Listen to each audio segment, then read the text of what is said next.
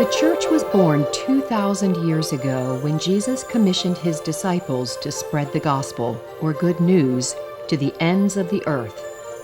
Jesus told them he was inaugurating a new kingdom of truth and grace, where the last would be first and the first would be last. Jesus spent a lot of time feeding the hungry, healing the sick. Jesus prayed that the love between his followers, their unity, would define his church. He prays that we would be one. 5 times he says one, and then he finally says that they be brought to complete oneness. That unity, however, never came easily. From the beginning, there were factions, heretics, and breakaway movements. A millennium and a half later, the church is divided into rival Eastern Orthodox and Western Catholic factions. In the 11th century, they excommunicated each other. So if the East is right, everybody in the West is bound for hell, excommunicated.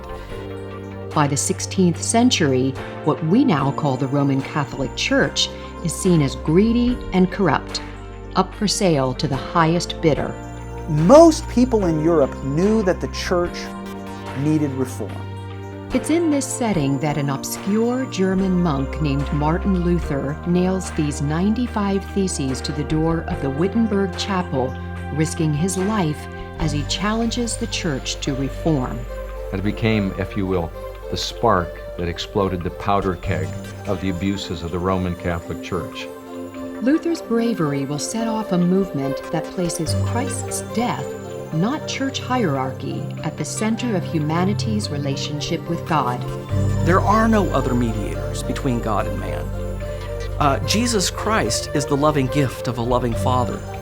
Yet Luther's actions also set off an unprecedented firestorm that will send Western culture into centuries of turmoil.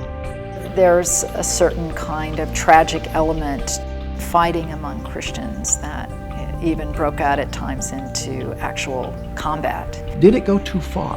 Those are really hard questions to answer. What the Reformation unleashed is an incredible dynamism, and I don't think you can put that genie back in the bottle.